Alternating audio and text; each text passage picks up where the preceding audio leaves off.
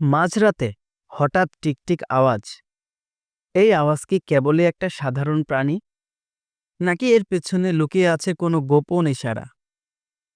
আমাদের ঘরে যখন টিকটিকি শব্দ করে, তখন আল্লাহ কি আমাদের কোনো বার্তা দিচ্ছেন?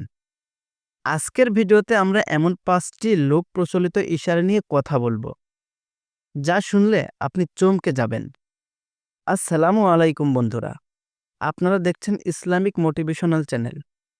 এই আলোচনা শুরু করার আগে একটি গুরুত্বপূর্ণ কথা বলে নেওয়া ভালো। এই ভিডিওতে আলোচিত 5টি বিষয় সম্পূর্ণভাবে লোক প্রচলিত বিশ্বাস, সামাজিক ব্যাখ্যা এবং ইন্টারনেট ভিত্তিক তথ্যের উপর ভিত্তি করে তৈরি।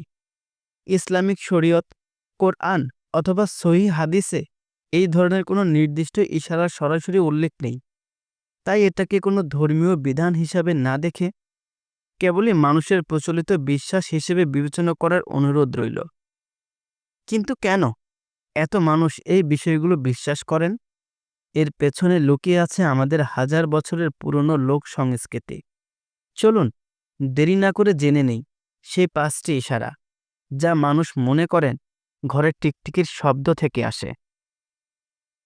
প্রথম ইশারা, আসন্ন বিপদ বা ক্ষতি। লোক বিশ্বাসে টিকটিকির শব্দকে প্রায়শই একটি অশুভ সংকেত হিসেবে দেখা হয়।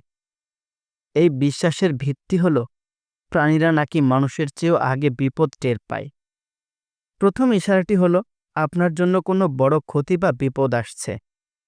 যখন টিকটিকি অস্বাভাবিক জোরে বা দীর্ঘ সময় ধরে ডাকে, তখন অনেকে মনে করেন এটি ঘরের পরিবেশের কোনো বড় ধরনের নেতিবাচক পরিবর্তনকে নির্দেশ করছে। হতে পারে সেটা আর্থিক ক্ষতি, পারিবারিক অশান্তি কিংবা স্বাস্থ্যের অবনতি। এই বিশ্বাস অনুযায়ী টিকটিকির শব্দ হলো প্রকৃতির এক ধরনের সতর্কতা, যা আপনাকে আসন্ন বিপদের জন্য প্রস্তুত হতে বলছে। এখন করণীয় হচ্ছে, যারা এই বিশ্বাসে ভরসা রাখেন তারা কি করেন? তারা তৎক্ষণাৎ সতর্কতা অবলম্বন করেন। তারা নিজেদের কোনো গুরুত্বপূর্ণ সিদ্ধান্ত নেওয়া থেকে বিরত থাকেন। আর সবচেয়ে গুরুত্বপূর্ণ হলো, তারা আল্লাহর কাছে হেফাজত ও নিরাপত্তার জন্য দোয়া করেন। এই বিশ্বাসকে পাশে রেখেও আল্লাহর উপর ভরসা রাখা এবং বিপদ থেকে বাঁচার জন্য দোয়া করা, এই শিক্ষাটাই কিন্তু সব থেকে গুরুত্বপূর্ণ।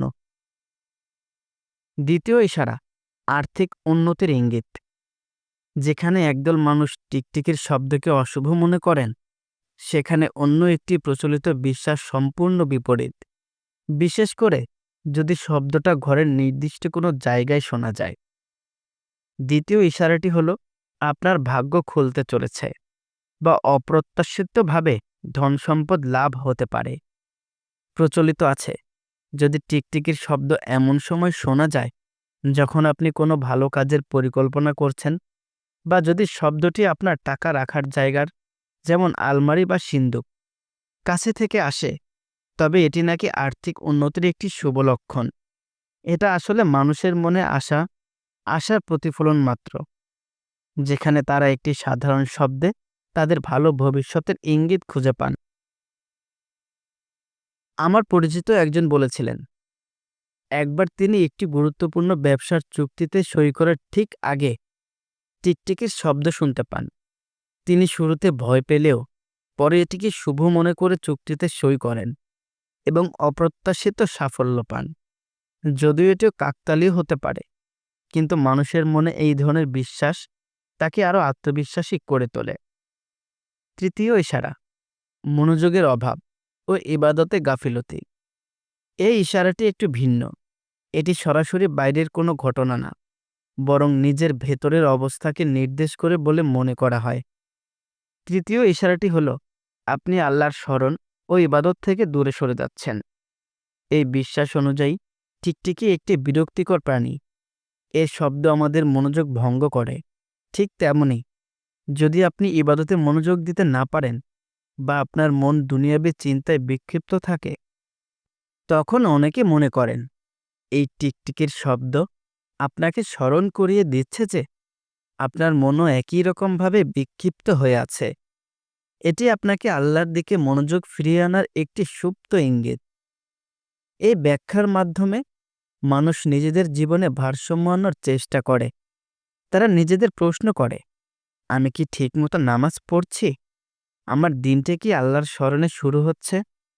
টিকটিকির শব্দ শুনেই তারা নিজেদের জীবনযাত্রা নিয়ে একটা ছোটখাটো আত্মপরিচালনা করে নেয়। চতুর্থ ইশারা, পারিবারিক কলহ বা সম্পর্কের অবনতি। টিকটিকি একা থাকে না, কিন্তু এদের শব্দ অনেক সময় এমনভাবে হয় যেন ঘরে একটা অস্বাভাবিক পরিবেশ বিরাজ করছে। চতুর্থ ইশারাটি হলো আপনার পরিবারে বড় কোনো কলহ বা বিচ্ছেদের সম্ভাবনা। লোকমুখে প্রচলিত, যদি একই সময়ে ঘরের একাধিক জায়গা থেকে টিকটিকি ডাকে অথবা তাদের মধ্যে লড়াইয়ের মতো শব্দ হয়, তখন মনে করা হয় যে এটি পারিবারিক সম্পর্কের অবনতিকে ইঙ্গিত করছে। এটি একটি সংকেত দেয় যে ঘরের পরিবেশ শান্তি হারাচ্ছে এবং সবার মধ্যে ভুল বোঝাবুঝি সৃষ্টি হচ্ছে। এই বিশ্বাস মানুষকে কি করতে উৎসাহিত করে? তারা এই সংকেত পাওয়ার পর নিজেদের মধ্যে যোগাযোগ বাড়াতে শুরু করে।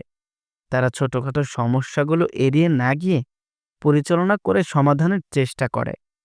তারা একসঙ্গে বসে আল্লাহর কাছে পারিবারিক শান্তি ও ঐক্যের জন্য দোয়া করে।